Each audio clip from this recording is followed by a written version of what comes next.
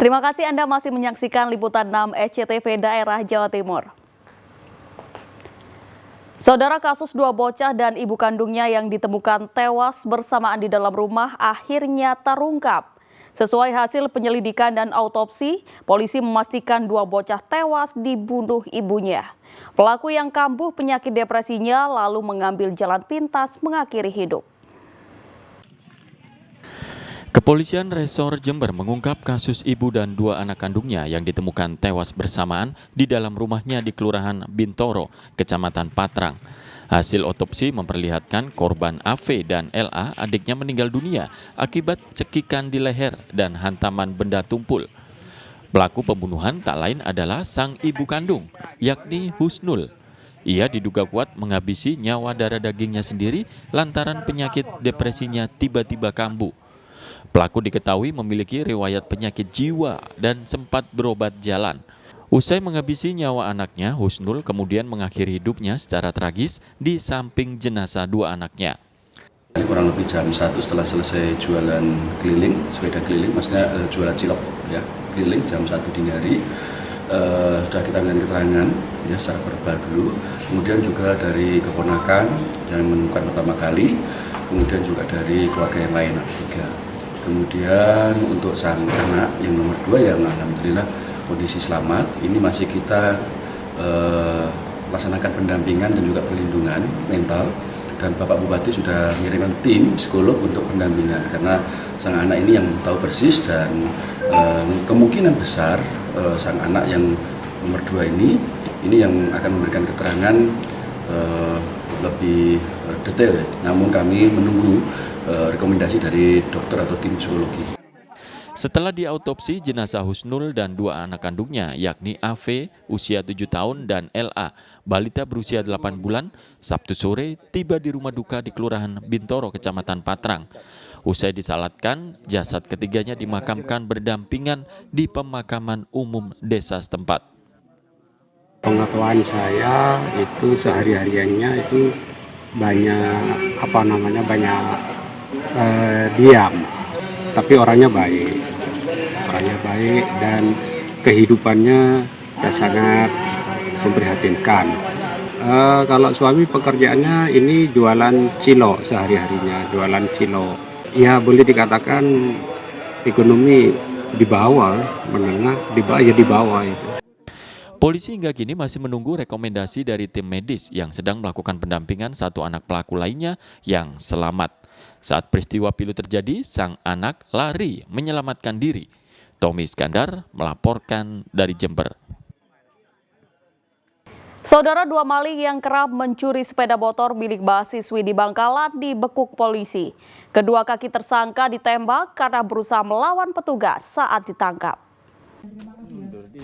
Dua maling motor AR dan BS warga Bangkalan hanya bisa menahan sakit saat digelandang ke Mapolres Bangkalan. Mereka diringkus di rumahnya usai mencuri sejumlah motor milik mahasiswi. Polisi terpaksa menembak kaki keduanya karena berusaha melawan saat akan ditangkap. Kedua pelaku sudah lama menjadi incaran polisi seiring maraknya kehilangan motor mahasiswi yang indekos di sekitar kampus Universitas Trunojoyo Madura atau UTM. Kepada polisi, tersangka mengaku sudah 4 kali mencuri motor di sekitar kampus. Kita masih melakukan pencarian terhadap penadah dan kami masih mendalami dan memetakan jaringan pelaku maupun distribusi barang hasil kejahatan. Spesialis sasaran TKP kampus UTM Bangkalan. Iya, kita lakukan penindakan tegas terukur terhadap pelaku karena berusaha melawan petugas saat ditangkap. Pelaku langsung menjual sepeda motor curian dengan harga murah dan hasilnya digunakan untuk foya-foya. Kedua tersangka dijerat dengan pasal 363 KUHP dengan ancaman hukuman 7 tahun penjara. Salina Wali melaporkan dari Bangkalan. Kita beralih ke informasi seputar haji, saudara.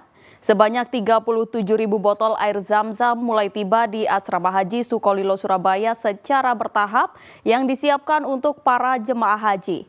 Air Zam-Zam didatangkan lebih awal dengan diangkut menggunakan pesawat kosong yang kembali dari Arab Saudi ke Surabaya.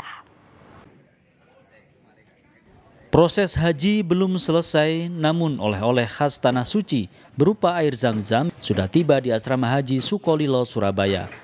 Air Zam-Zam ini sengaja diterbangkan lebih dahulu dari Arab Saudi untuk menghindari kelebihan barang saat para jemaah haji kembali ke tanah air. Sebanyak 37.000 botol atau galon air Zam-Zam tiba secara bertahap. Jumlah tersebut diharapkan dapat memenuhi seluruh jemaah haji debarkasi Surabaya yang mencapai 37.000 jemaah. Yusuf Rahmani, manajer operasional Saudi Arabia Airlines mengatakan, setiap jemaah haji berhak mendapatkan 1 botol atau 1 galon berisi 5 liter air Zam-Zam dan akan dibagikan saat tiba di asrama haji sebelum kembali ke daerah asal masing-masing. Kedatangan Zam-Zam itu seperti tahun-tahun sebelumnya, Zam-Zam akan kami kirim bersama ferry flight atau pesawat yang kosong dari Arab Saudi ke Surabaya.